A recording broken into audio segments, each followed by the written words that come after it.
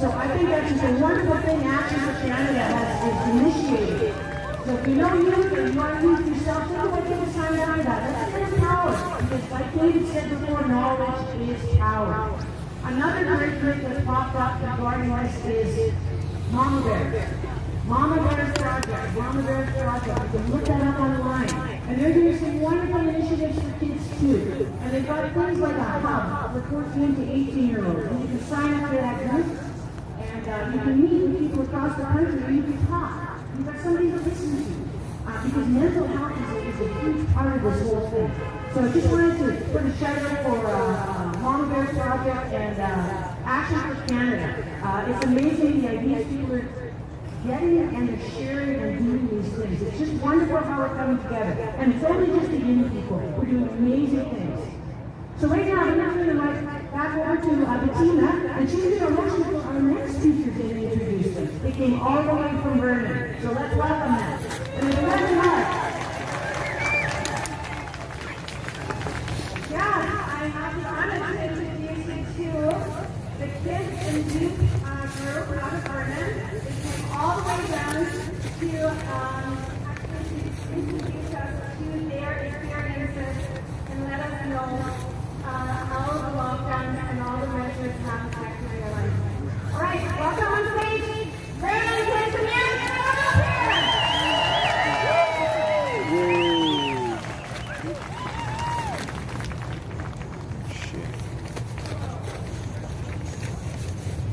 Hello, my name is Grace, and I'm called and already I have lived through not being able to go to places I want to go, like restaurants, schools, and many others, is really hard. But knowing that millions of other children like me are going through the same thing, that makes it more reassuring. I am not alone, and neither are you. But this still doesn't make it right. I know this will change if we all stand together and fight for our freedoms right. Yes, we're being all new, but no, we will not back down until we have our freedom and rights back.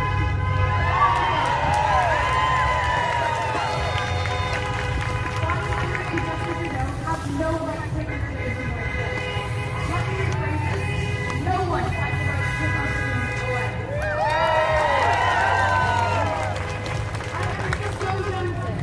It just makes me feel so sad and angry. So let's change it. Let's fight for our freedom.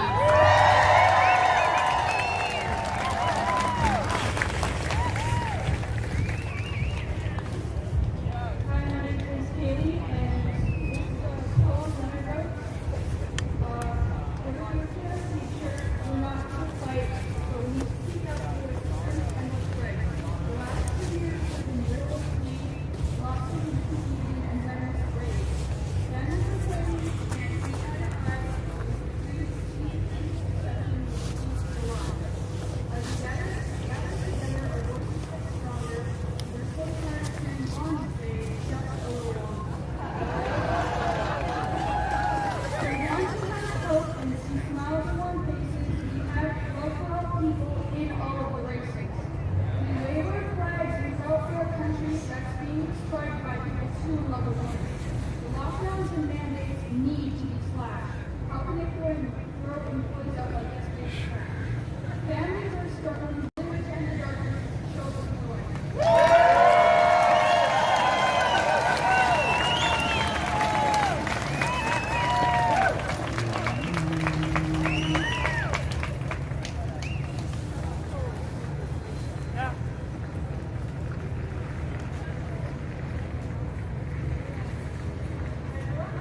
My name is Sabrina. I'll be a bit and talk about the experiences I and my family have had during the COVID pandemic.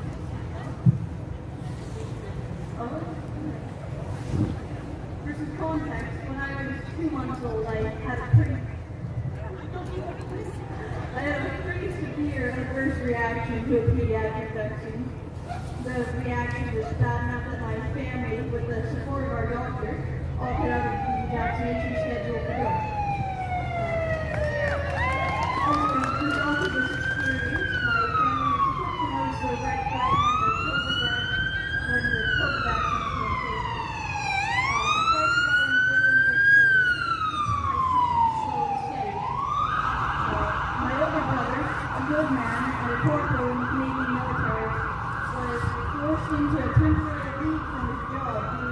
of history, suffering the same fate as many hard-working citizens. In December of 2020, my family made the worst mistake of their lives when they called an ambulance to take my grandma to the hospital. She was the mother of 7 children and was raped. Her condition was uncaring. My grandmother had a 2-month resuscitator order for the representative of children to surrender. She never wanted to live or die attached to a machine. Without the consent of any of my family,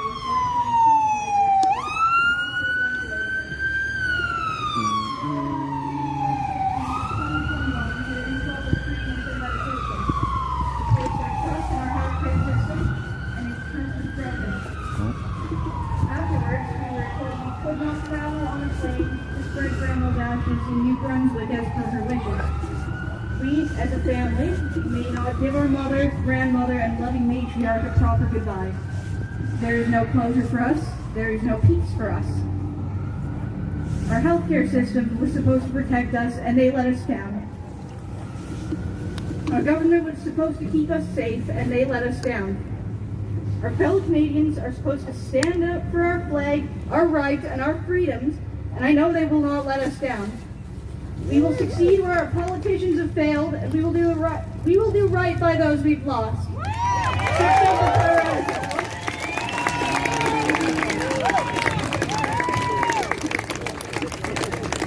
Hello, my name is Molly, and I'm 10 years old. The reason I'm here today is because life is much, much harder for people like us. People at work are getting fired for not having a medical shot. You should have a choice if you want a shot or not, without your rights being taken away. All we are doing is fighting for those rights back. The Prime Minister is calling us names: white supremacists, racists, anti-maskers, anti-vaxxers, and those people. Those are not nice names. A good Prime Minister would not have said that, and definitely would not have hidden from the problem. A wise and enchanted boy once said that the greatest thing you'll ever learn is just to love and to be loved in return. So it doesn't matter who you are, where you are, what color you are, or where you're from. We are not sitting at home doing nothing. We are fighting for our freedom.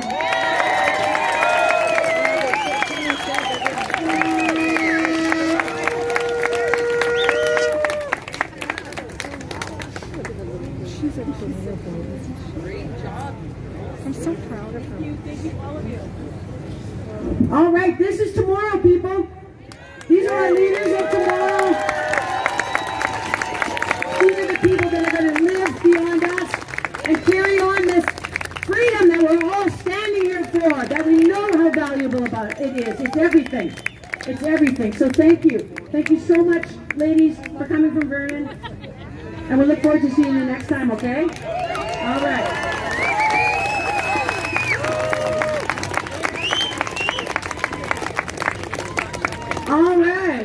All right, Vernon. Our next speaker is the current president of Vaccine Choice Canada.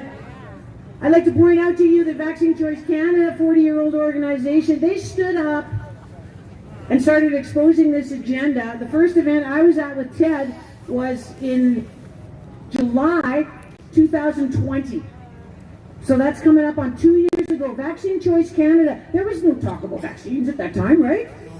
Right? There wasn't, but they saw where this is going. Yes, they did. Because once, and many of you, as you're getting more educated, you start to see where it's going. Oh, digital ID is not interesting. Oh, that'll be handy, right? Right, digital currencies from the government, a little easier to shut the account down. I mean, oh, that's where you were going, I see. Anyways, you know Ted Kuntz. He's also the founder of Freedom Rising, which is a group across Canada of leaders in different segments that come together every week and share information, share platforms, support each other. There's so many freedom groups right now, people. It's just amazing what's coming up out of the grassroots, including you. So let's hear what Ted Kuntz has to say today.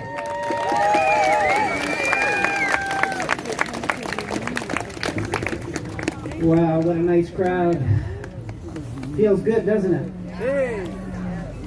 I just got a text I thought I should share with you before I share the words that I thought about. It starts off, holy shit, Ted. Victoria is full of trucks.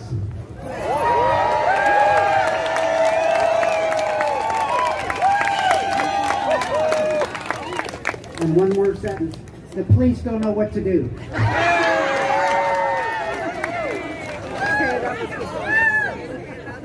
I knew those truckers were coming.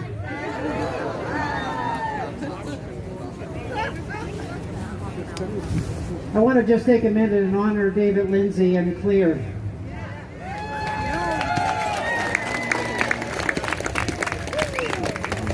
You know, David and his group has held space here for 2 years now.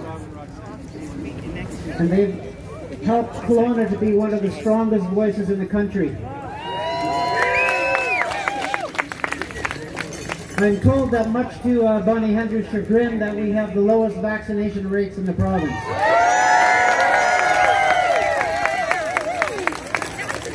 And I think David's to blame for that. But you know, in addition to him showing up and his team showing up every week with speakers and microphones and generators and all of those things, he also is the recipient of blue pieces of paper every week, courtesy of the city of Kelowna. You may not know that David consistently is given fines for holding these gatherings. You know, we're not allowed to assemble like this without a permit. We're not allowed to have amplified voice.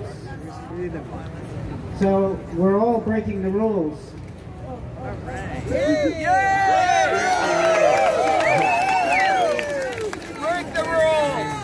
And I just want to thank David for being that courageous soul that stood up in front and said, you know what, I'm going to do this because it's the right thing to do.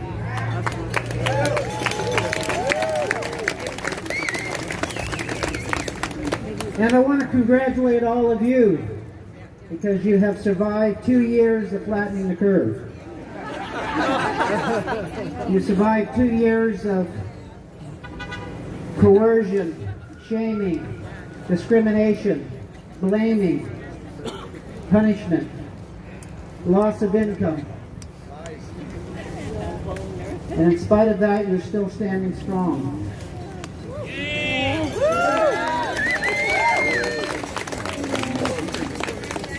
There's something different about us, isn't there?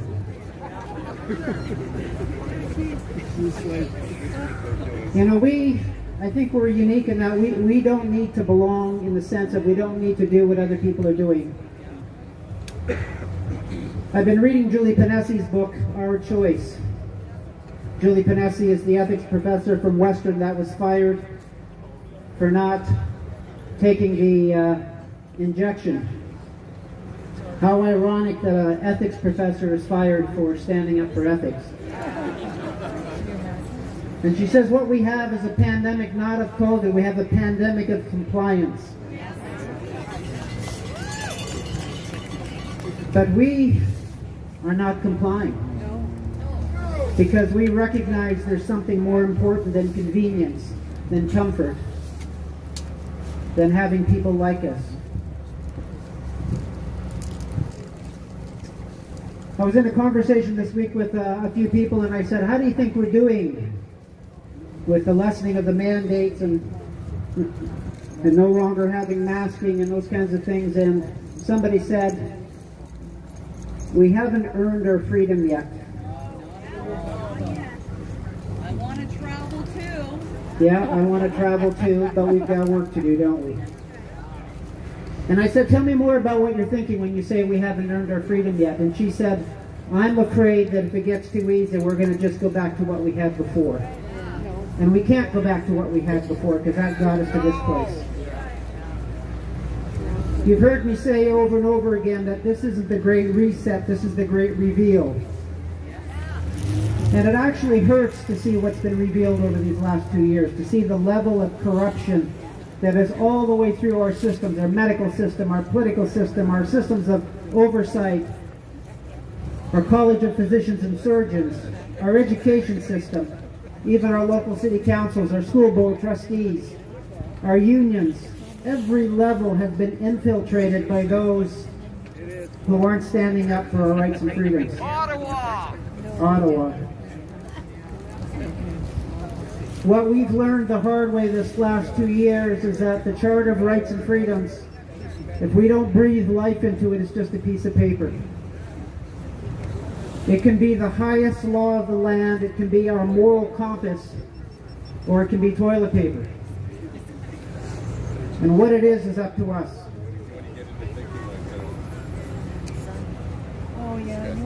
I think there's two narratives going forward. One narrative is we are up against this huge global cabal. They have big tech, they have big industry, they have the banks, they have the pharmaceutical industry. We don't stand a chance. That's one of the narratives. The other narrative is that this is an amazing time in the history of humanity. That we have been called to be here. That this is not an uprising, it's a rising up of humanity.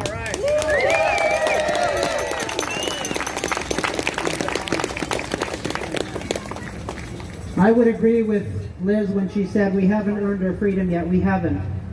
We haven't stood strong enough in our sovereignty as sovereign beings. We haven't declared to government that you do not govern us. Any authority you have is authority we give you, and we'll take it back if you don't honor us. I see this as the maturing of humanity. I've said before is that I believe humanity for the most part is acting like children.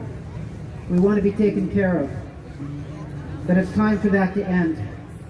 It's time for us to be adults. It's time for us to take responsibility for our rights and freedoms so that we can ensure that our children and grandchildren get to experience those too. So I'd like to suggest this is actually a blessed time, and we're blessed to be in this at this time. We're blessed to have the sight that we see, but even more, we're blessed to have moral courage. See, I believe many out there can see what's going on, but they don't have the moral courage to stand up to it. And those that do, like our guest today, Dr. Charles Hoffe, are an example of moral courage.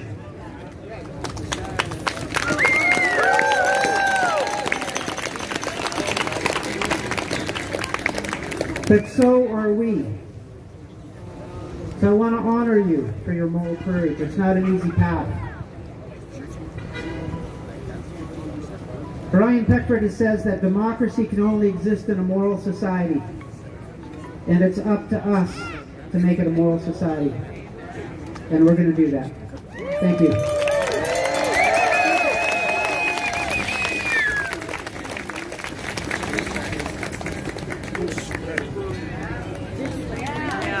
Thank you, Ted. What an inspiration, eh?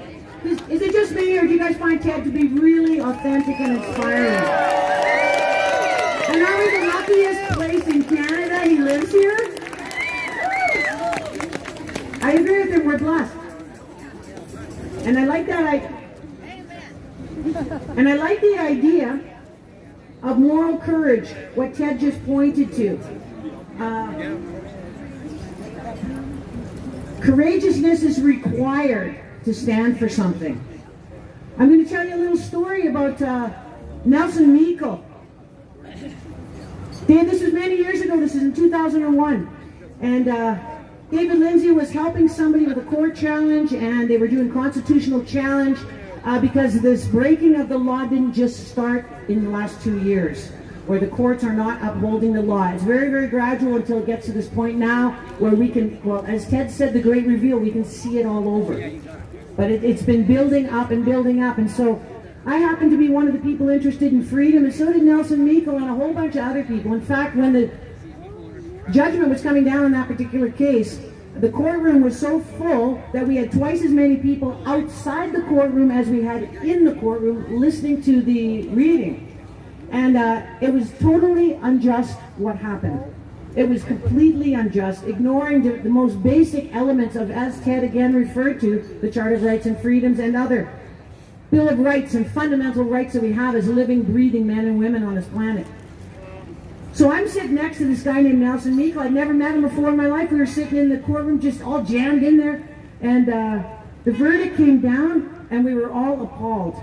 Dave Lindsay looks like he just got taken out by a truck. He was so like, oh no, you know, we're nowhere near getting to accountability, truth, justice, etc., right? After all that work, he was just crushed. Nelson turns to me and he says, this is wrong. Like, I'd never seen the guy before in my life. And I looked at him and I said, this is wrong, you're right. And he says, we have to do something about it. And I said, you're right. And he says, I'm from Penticton. He says, do you know a place we could all meet here in Vernon? And I said, yeah. The basement of the Sandman Inn had a conference room where we had freedom meetings in the past. He says, I'll go book it and pay for it.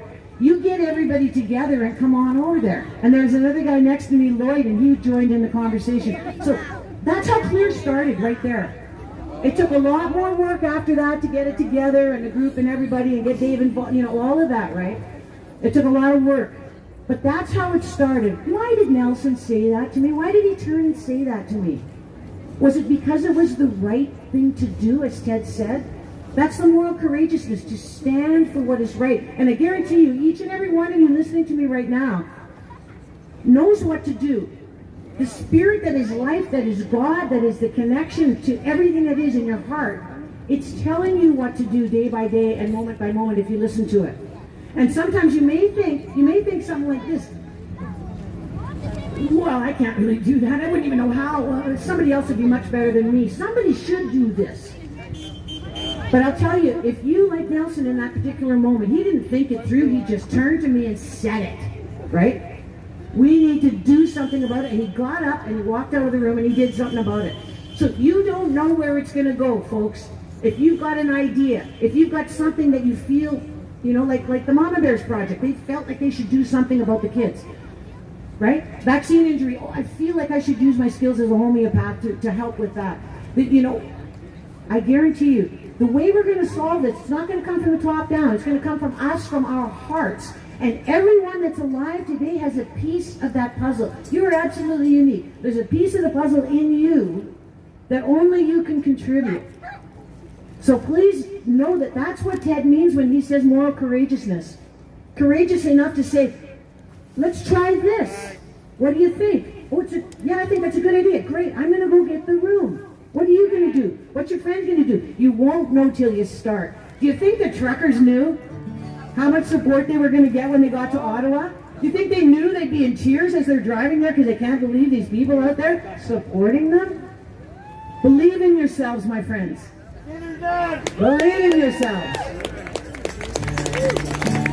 Nelson passed away a few years ago. I wrote this song for him. My friends are going to help me sing it. 1, 2, 3.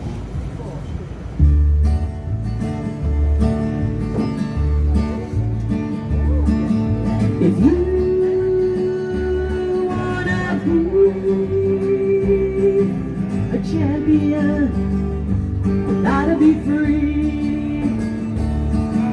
If you wanna find truth and justice, you gotta be kind. You've got to stand outside the crowd. Let your integrity shine loud. You've got to mean just what you say.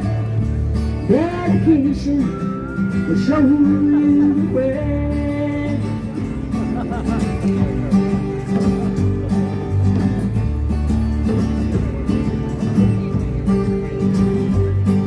Oh, Nelson was a man who liked to lend a hand to just about everyone he'd meet. Or he'd try to sit you down at a coffee shop in town, take the whole world off your feet. He was a grandpa, husband, and a daddy. He'd fish for hours on the lake, Nelson Miko, he's the champion of the people. He did it all for goodness sake. And that's the moral. Encourage you guys, do it for the sake of goodness. If something wasn't right, and he came to Nelson's side, the Bulldog would step up to the plate. Well, he tried to sit you down at a coffee shop in town and break the whole world off the plate. He was a grandpa, a husband, and a daddy. He'd fish for hours on the lake. His name was Nelson Miko, he's the champion of the people. He did it all for goodness sake.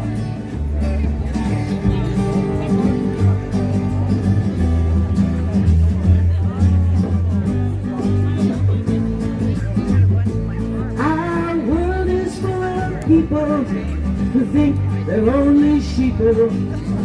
They do whatever they've been told. Well, it's time to stop our fighting. Let's get it down in writing. Liquidate the lies we've all been told. He was a grandpa, husband, and a daddy. He'd fish for hours on the lake. His name was Nelson Miko, he's a champion of the people. He did it all for goodness sake. If you wanna be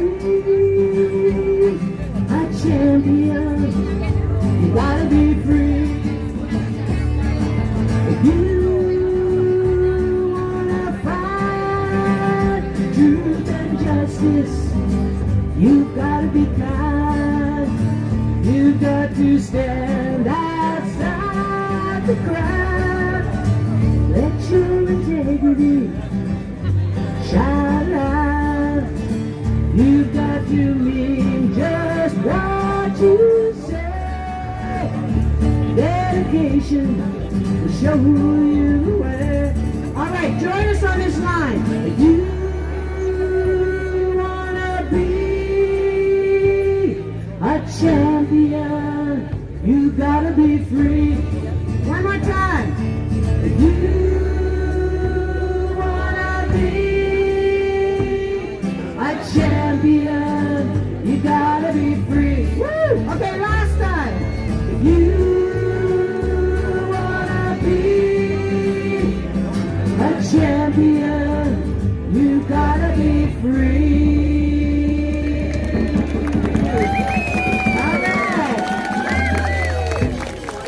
Crazy.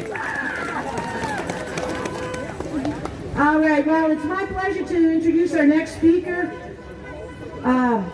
who's been doing some great work. You've heard his name mentioned already, Dave Lindsay. I heard he's got we scheduled him in for 2 minutes and 37 seconds, so I'll be keeping an eye on the time, because he always goes over. Anyway, join me in welcoming Dave. All right, David, woo!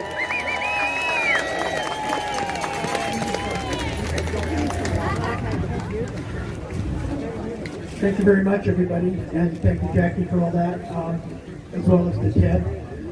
Interesting, how many people are from Penticton here? Cool, we got some. You know what? If you remember, a few years back, they tried to get rid of Skaha Park, and they wanted to commercialize and develop it, and Nelson was the one that started it to oppose it. He's the one that started getting the signatures, the petitions. I was the one that did the legal work for him in the background, and Nelson worked for I think it was almost 2 years, and eventually the city had a meeting with 1,000 people out of 32. 1 to 32 people showed up in Penticton, and as it turns out, we ended up winning. The company backed down, the city backed down, and now the park is still there. So I'm grateful to Nelson for all the work that he's done.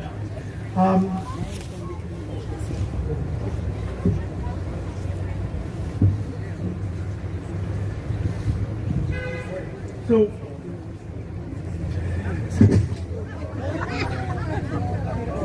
never any wind when you get up here to speak, right? Anyway, what I wanted to talk about today is somewhat of a mundane topic, but it's a really important one. So I hope you can hear me out for a few minutes. And what I'm going to talk about is something that we've never talked about in 2 years here. And that point is, what is science? You hear these criminals and Bonnie Henry, you hear the socialists, thank you for science, science, science. What is science? Okay? Is it fact? Is it theory? Is it both? When I went to school, I got 26% in art. I have no imagination for that. But I got 95 to 100% in astronomy. I got 95% plus in biology and genetics, 90% in geology, anthropology, all the sciences. I got straight A's in. That was where my forte was. And the socialists, of course, claim that science is supporting them. But what does their science say compared to what we rely upon? Remember, they watch MSM all day, right? The field of science is generally grouped into what's called natural science, biological science, right? The study of living organisms, and physical science, which is the study of the material universe. You have social science, which is the study of society and people, anthropology, psychology, the weapons they use against us. And you have formal science, which is the study of logic and mathematics. And finally, you have applied science, which are disciplines that rely upon the other science for what they're going to do, such as engineering, for example. Natural science and social science are known as empirical sciences because any theories that they have must be based on one observable phenomena. Something has to be seen. Reproducibility of results. You better be able to reproduce those tests that you're claiming. And peer review. Other people might have to go back and review what you've done. Science is never, ever finished or complete. When they tell you the science is on their side, I tell them no, the science is still ongoing. There's always going to be new theories, new tests, and new facts to reproduce or illustrate new facts. But the objective goals are always the same, whether it's them or us. And, well, at least for us, for them, their goal is to manipulate. Our goal is to get the truth. And that is the ultimate objective. And if the objective of science, if that objective of truth is there, then surely our political governments have failed. Right off the top, they have failed on that basis alone. Because they're not telling us the truth. And their objective is not to get the truth. Their objective is to get votes and to get money. And that's it. Simply because something is proven today, quote, doesn't mean that tomorrow we may not discover new evidence that supports the contrary position. It simply means that observable data today supports the theory that was put forth for the time being. But as you're aware, many reasons can affect the result or can come up with the same result. Whether it's drugs, whether it's alcohol or corruption, they can all result in brain-dead politicians. Well, which one is it? What do the facts support? Yeah, I agree, all of the above, right? Science, by its description, must recognize new theories and new ideas and new facts and the outcomes of tests and studies. Otherwise, science is only propaganda for the government, which is what they're doing today. Previously, they said the earth was flat. That was considered science. And I know there's still some flat earthers out there. But today it's accepted as being round. And that's not to say it might not change in the future. Einstein's theories completely rewrote science from other scientists like Newton in the past, for example. If a tree falls in the forest and there's nobody there, does it still make a sound? Who knows? All science can do is state that due to test results, it's highly probable the laws of physics are not suspended because we're not there and it makes a sound. But confirmation really wasn't possible until somebody was able to hook up microphones in the forest to walk away and see if it made sound, and they found out it did. The appropriate name, I want to emphasize this, is not specifically called science under its own. The appropriate name should be called revisionist science, because it changes all the time with new facts, new theories, new evidence, new tests. What is held to be science today could be nothing more than a fairy tale tomorrow. Look at the Dead Sea Scrolls. They rewrote huge parts of the Bible that were considered absolutely in stone and confirmed other parts. Despite modern scientific analysis of the human genome, we still don't know everything about us. But they say it's science.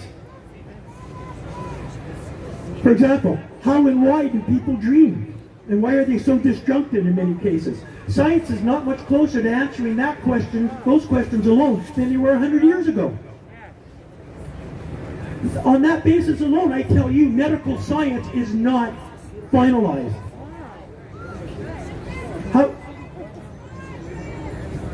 How does energy relate to the human body and spirit? Science still cannot even define or even acknowledge what the human spirit is. But each of us know it exists. You can feel it. You know you have it. But science will not tell you that. But they will tell you the morphine is out there. The maxim applies, cliched as it is, that the more we know nothing at all. George Orwell stated that science is taken as meaning chemistry or physics, or a method of thought which obtains verifiable results by reasoning logically observed from fact. And what if the people interpret the facts wrong, especially for political purposes? That's the importance of peer review. And with respect to the very issue we're here today, COVID-19, no one will claim that health is not a science. Of course it is. But it is a science of greater necessity than any other science, because of its implication on our lives and the very existence of our life, because many people have died because of improper health care, that we must meet the test for empirical science to have observable facts verified and peer reviewed. Why has the alleged COVID-19 virus, why has it not been isolated yet? That's not science. Why have Koch's postulates designed to assess whether microorganisms cause a disease, why have they not been met with the COVID-19 virus? Why have they not been able to use an electron microscope and actually see the virus? 3 reports went out a year and a half ago claiming that they had visual evidence of the virus. Upon questioning by other scientists, they had to back up and say, no, they lied.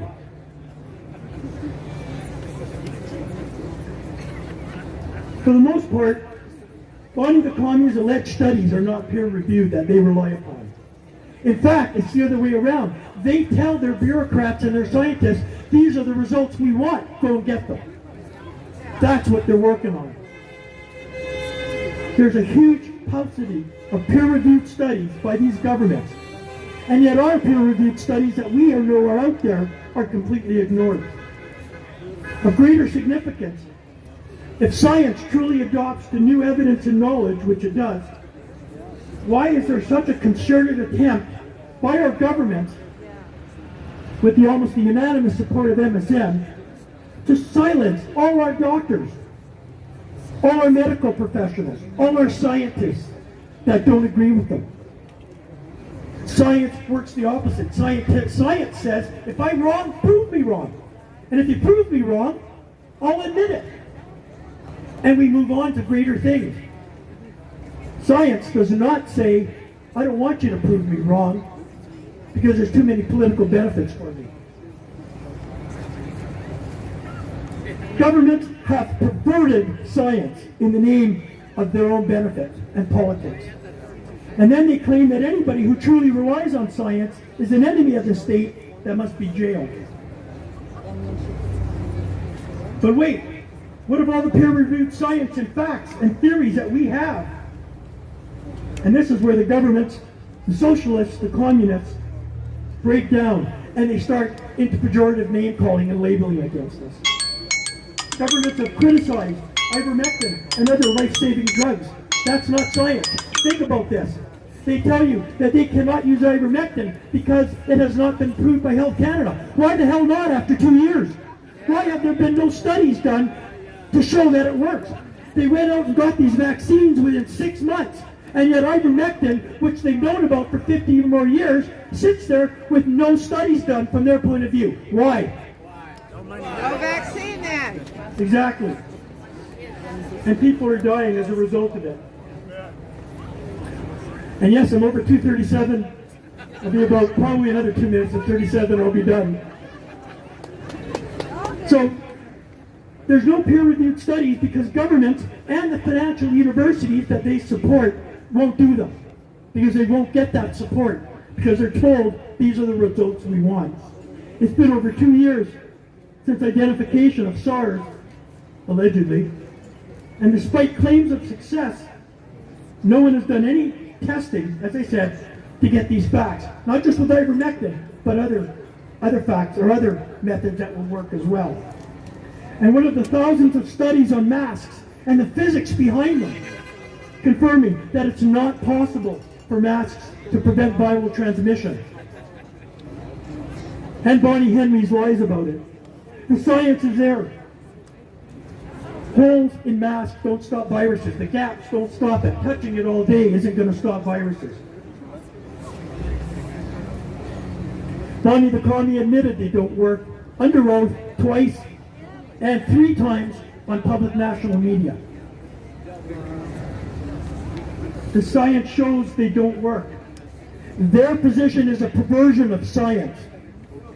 It's a suppression of science, and in short, science is questioning everything and supporting every conclusion and answer with facts obtained by reproducible studies with peer review. We have that. They don't. Science today for the government and their paid medical communists is not empirical science. It is not revisionist science. It's called political science. And it's bought with compromises, threats, extortion, or pure money. As sung by Thomas Dolby years ago, people have been clearly blinded by science. Don't accept their lies and propaganda under the guise of science. The medical professionals on our side are always open to scientific and peer review. The governments appear to be above that scientific requirement. So we're correct, and they are the liars, which is why not one government official, not one government bureaucrat has consented to participate in a public debate. I asked Bazarin when he said the science is on his side, let's have a public debate, and I challenged him for months, and they won't. I challenged Bonnie the commie, and they won't. And there's better people than me that can debate them, much better. They won't, because they don't control the narrative. Because it's not science. It's not science what they're telling you. I want to leave you with that thought about science today. Remember, when somebody tells you it's science, ask them, how do you know that? Did you verify the studies or reports? Did you see if others have verified it? Has it been peer reviewed? And remember, science changes. It's malleable. What is science today may not be science tomorrow, but all the studies and all the verifiable information we have today supports our view on COVID in every aspect of it. So don't believe what the government is telling you. In conclusion, the one thing I want to mention is a couple things. Last week,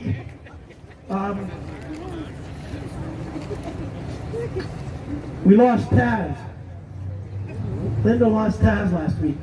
If you see our little Tasmanian devil anywhere, we can use it back. If you found it last week, It belongs to Linda at the tent. Maybe it fell out of the truck, I'm not sure. But if you find pads, it has some sentimental value, that'd be appreciated. And if you get a chance before we vote today later, check out our table. We got an excellent poster with 3 help yourselves, basically showing you how the banking system works. And remember, everything goes back to the banking system, all their corruption. Having said that, it seems like it's going to drizzle, so I'm going to hurry up. I'm grateful for everybody coming. After our Honorable Charles Hoffe is here speaking today, we're going to do our march through downtown. And depending on the weather, we'll end at the sales, or we'll go to the highway. We'll see what the weather's like. Give us about 5 minutes. We're going to take our sign. Suzanne and Bettina will lead the way. We're going to go down Doyle to Richter to Bernard, and down Bernard to the sales. And the goal is to get attention for all and everybody downtown. And I'm grateful the police are going to do traffic control for us today as well. Thank you very much, everybody, for coming out, supporting the Worldwide Rally as well. Thank you. Well, thanks, David. That is interesting about science being malleable, isn't it? Important to remember. Our next guest is a doctor who got fired after 28 years at the Lytton Hospital. He got fired for the crime of inducing vaccine hesitancy. So, just so you know, that's the kind of guy we got here. His name's Dr. Charles Hoffe. He's one of the first people to discover that these shots cause blood clots, little tiny blood clots. You need a special D-dimer test to even pick it up. So when they say, oh, there's no blood clots, look closer. Anyways, we're delighted to have Charles Hoffe with us, so give me a big welcome, folks.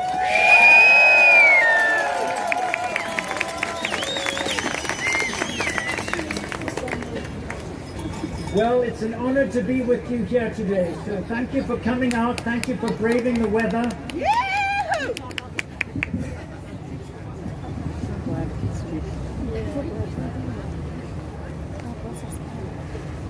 Jesus Christ taught that a tree is known by its fruit, and that a good tree will only produce good fruit, and a bad tree will only produce bad fruit.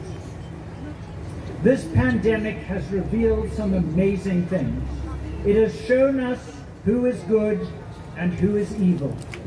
A tree is known by its fruit.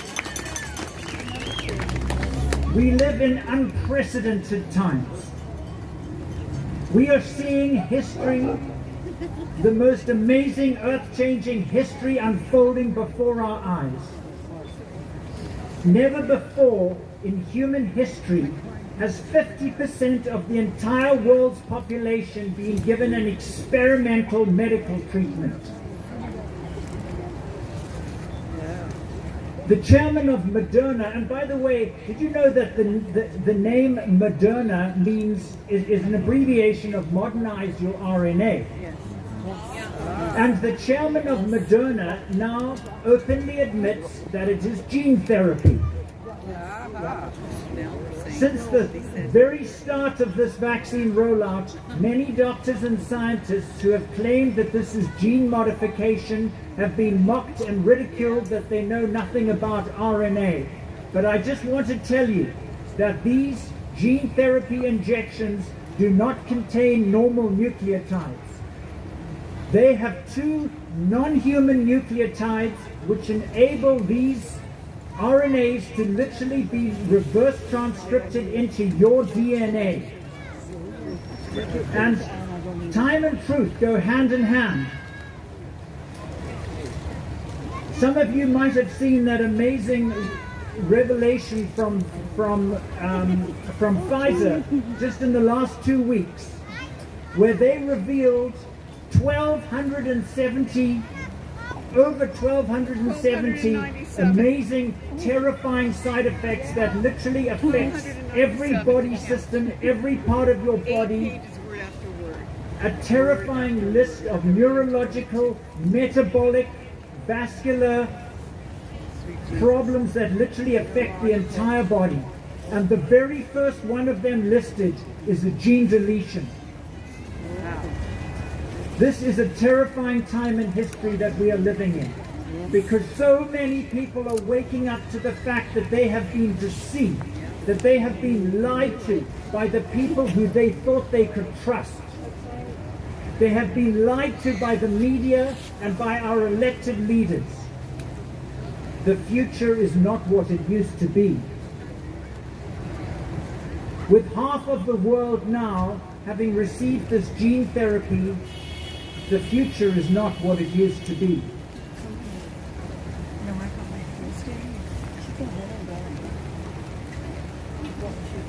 And that is why rallies like this, gatherings like this are so critically important, because all across the world, thousands and millions of people are waking up to the fact that they have been deceived and lied to.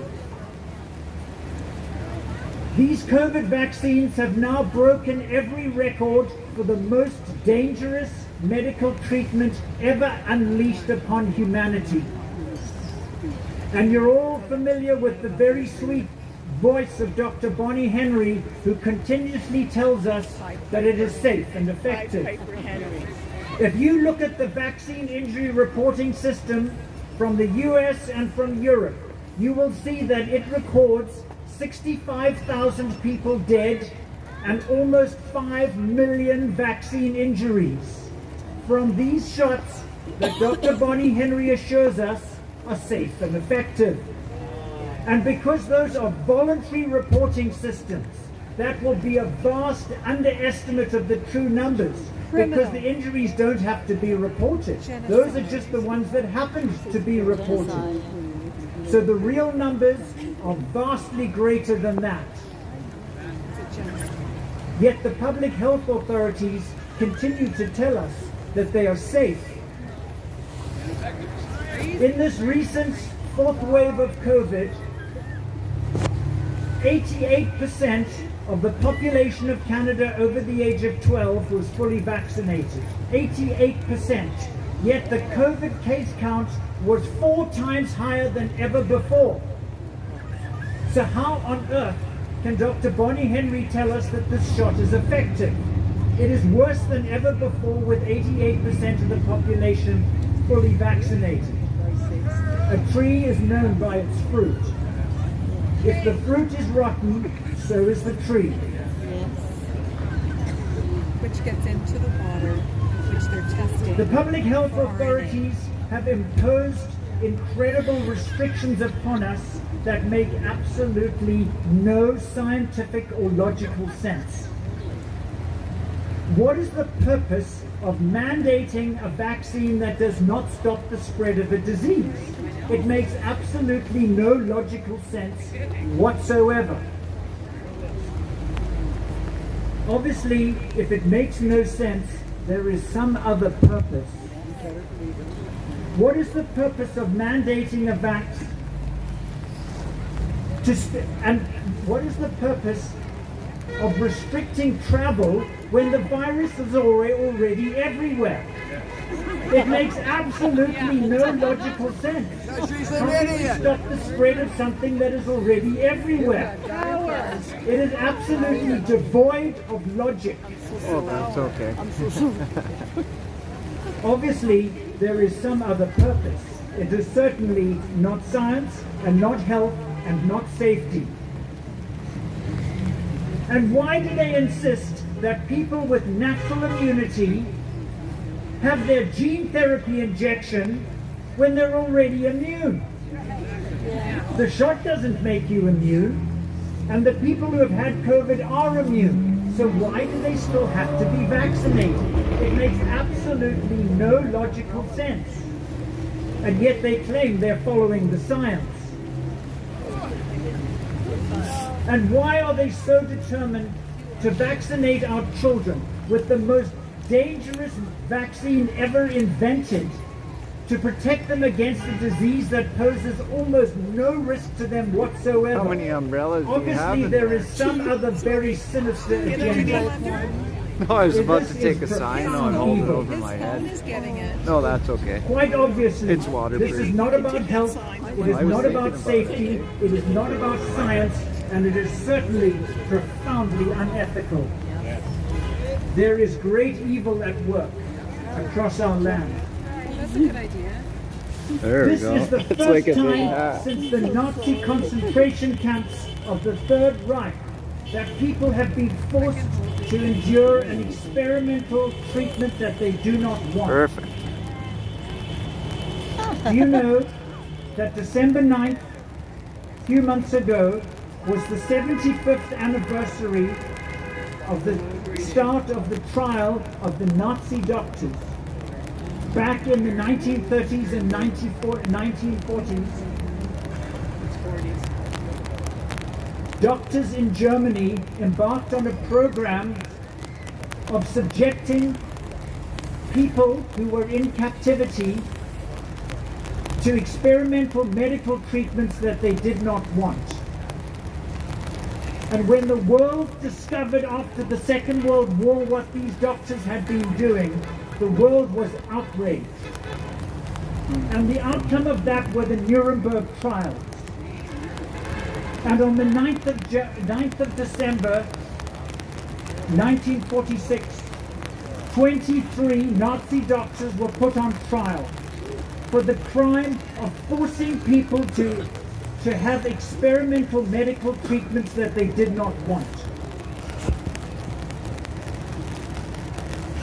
And 7 of those doctors were executed, and 9 went to prison, and some were released. History is repeating itself. Science and medicine has been a veneer to validate this global plan to genetically modify the world.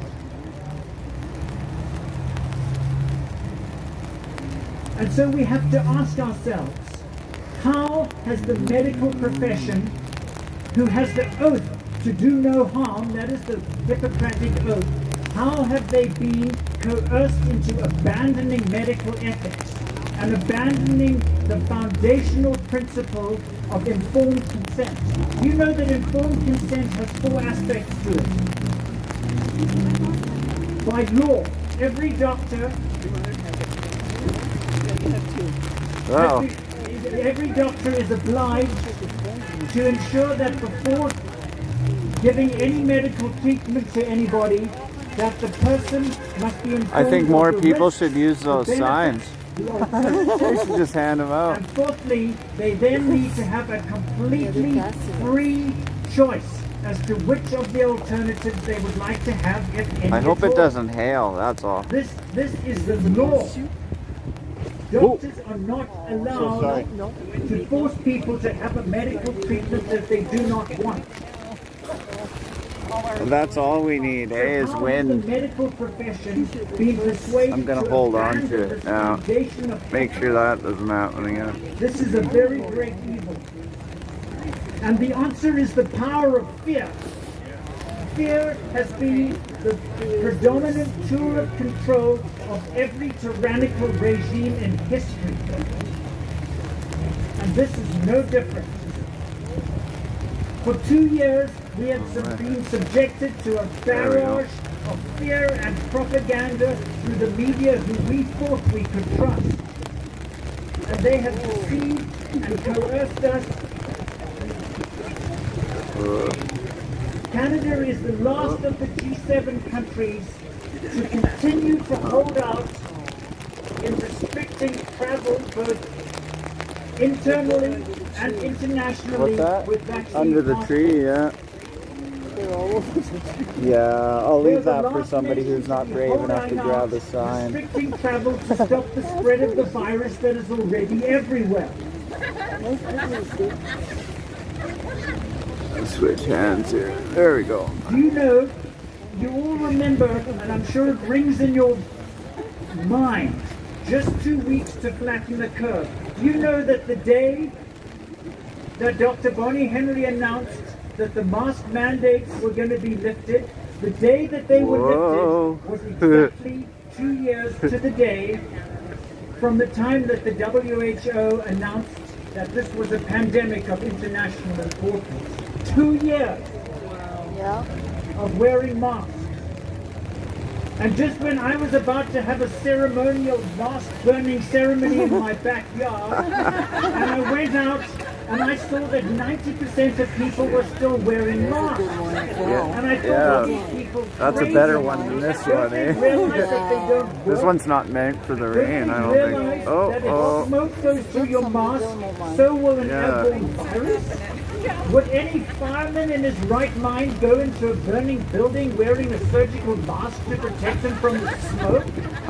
And these viruses are so much smaller than a smoke particle. But the masks are a symbol of fear and compliance. The masks increase fear in people. Fear is a powerful tool of control. So what is the answer to this fear? What are we to do? And the answer, the cure for fear is love. Because the Bible says that perfect love casts out fear. Love is stronger. Fearful people are inherently selfish people. Because fear makes you turn inwards to look after yourself. Fear makes you shun other people because you are focused on yourself. Fear isolates people. It destroys their mental and physical health. Fear is terribly destructive. So just as fearful people are literally inherently selfish people, loving people are naturally unselfish, because love makes you turn outwards to serve others, whereas fear makes you turn inwards to protect yourself. So the cure for fear is love. That is why perfect love casts out fear.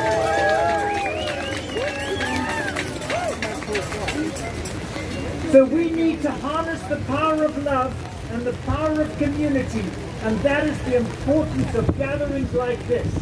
To harness the power of love, to find out ways to support and encourage one another, to find out ways to serve and protect one another. This pandemic has shown us who we can trust and who we can't. And what the truckers did in Ottawa was incredibly important.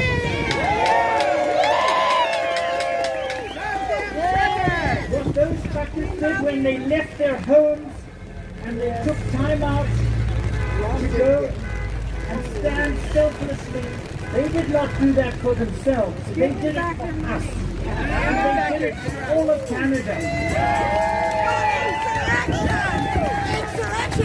What the truckers did in Ottawa was a beautiful example of selfless love, of people who were willing to sacrifice for others, to stand up for the good of others, for the good of our entire nation, and we salute them.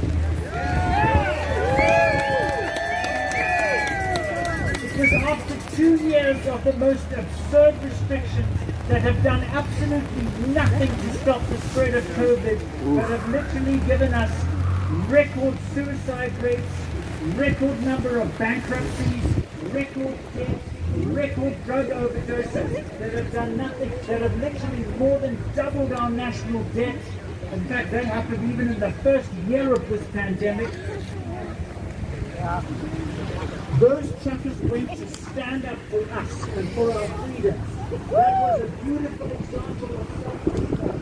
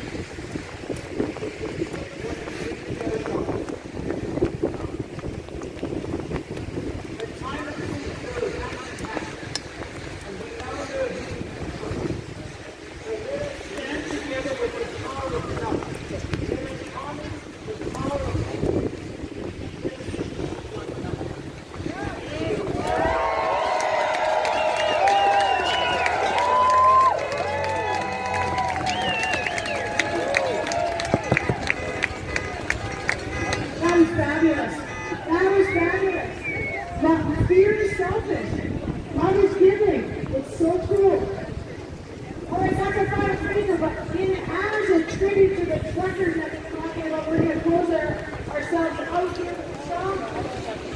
Built for the truckers, built for us, built for freedom. Thank you so much, Dr. Charles Hoffe. So if you feel afraid of something, remember that's something. Let it go and look to love. Look to love. You can find it. And you guys, if we have a wheelchair here that has a flat tire.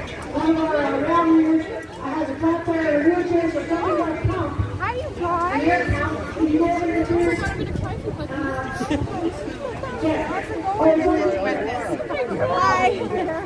Good, how are you? I'm Jan.